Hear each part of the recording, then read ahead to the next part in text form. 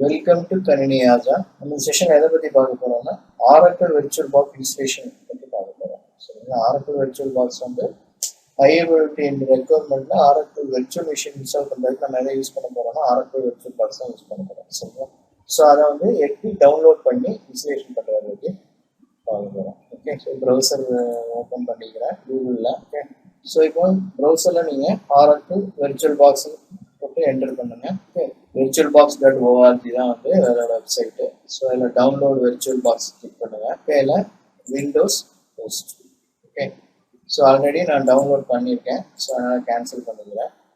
அதே மாதிரி இதுக்கு வந்து எக்ஸ்டென்ஷன் பாக்ஸும் நீங்கள் டவுன்லோட் பண்ணிக்கலாம். ஸோ அதனால உங்களுக்கு எல்லா ஆப்ஷனும் வந்து உங்களுக்கு ஒர்க் ஆகும். சரிங்களா?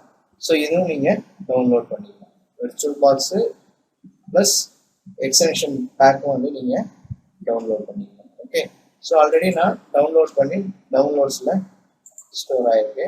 ஓகே, நான் எடுக்கிறேன். விர்ச்சுவல் பாக்ஸ் 6.1.26 இதான் லேட்டஸ்ட் எடிஷன். ஸோ இதான் டவுன்லோட் பண்ணியிருக்கேன். ஓகே, ஸோ டபுள் கிளிக் பண்ணுறேன். தென் நெக்ஸ்ட்டு ஸோ எல்லாம் டிஃபால்ட் செட்டிங்ஸ் தான். ஓகே, சியில் இன்ஸ்டாலேஷன் பண்ணுறேன். Program files Oracle virtual box. Okay, எல்லாமே உங்களுக்கு டிஃபால்ட்டு தான். ஸோ இதில் நான் என்ன பண்ணுறேன், ரெண்டு இது எடுத்துடுறேன். ஒன்று வந்து ஸ்டார்ட் மை என்ட்ரிஸ் வேண்டாம், அப்புறம் குயிக் லான்ச் பார் இதை இது பண்ணிடுவோம். ஸோ இல்லைன்னா ஸ்டார்டரில் போட்டால் ஒவ்வொரு இடையும் உங்களுக்கு லோட் ஆகும்போது ஸ்லோ ஆகும். அதனால ஸ்டார்ட் பண்ணி எடுத்துறேன். நெக்ஸ்ட்டு எஸ் இன்ஸ்டால் டிஃபால்ட்டு தான் உங்களுக்கு. Okay, S. ஓகே, இப்போ வந்து உங்களுக்கு விர்ச்சுவல் பாக்ஸ் வந்து இன்ஸ்டலேஷன் ஆகிடுச்சு. நான் ஃபினிஷ் கொடுத்துறேன். ஓகே, ஸோ நெக்ஸ்ட்டு வந்து எக்ஸ்டென்ஷன் பாக்ஸ் இன்ஸ்டால் பண்ணணும்.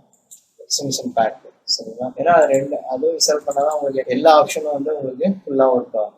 சரிங்களா? அதனால் எக்ஸ்டென்ஷன் பேக்கும் சேர்த்து நான் இன்ஸ்டால் பண்ணுறேன். ஸோ ஆல்ரெடி இன்ஸ்டால் ஆகிருக்கு. ஸோ அதனால் ரீஇன்ஸ்டால் பண்ண நான் டெஃபினேஷன் கொடுக்குறேன். ஸோ ஒன்ஸ் நீங்கள் இன்ஸ்டால் பண்ணலைன்னா நீங்கள் டேரெக்டாக இன்ஸ்டலேஷன் வரும். நான் ஆல்ரெடி இன்ஸ்டால் பண்ணிக்கிறதுனால ரீஇன்ஸ்டால் பண்ணலாம். ஸோ இந்த பேக்கும் இன்ஸ்டால் பண்ணால் தான் உங்களுக்கு வந்து ஆரக்கிள் விர்ச்சுவல் பாக்ஸ் வந்து ஃபுல் ஃபங்க்ஷனாக உங்களுக்கு ஒர்க் ஆகும். இல்லைனா உங்களுக்கு சில ஆப்ஷன்லாம் வந்து உங்களுக்கு ஒர்க் ஆகும். அப்படின்னா இப்போ வந்து நம்ம சக்ஸஸ்ஃபுல்லாக ஆரக்கிள் விர்ச்சுவல் பாக்ஸ் வந்து இன்ஸ்டால் பண்ணிட்டோம். ஓகே, இப்போ வந்து ஆரக்கிள் விர்ச்சுவல் பாக்ஸ் வந்து இன்ஸ்டலேஷன் பண்ணியாச்சு.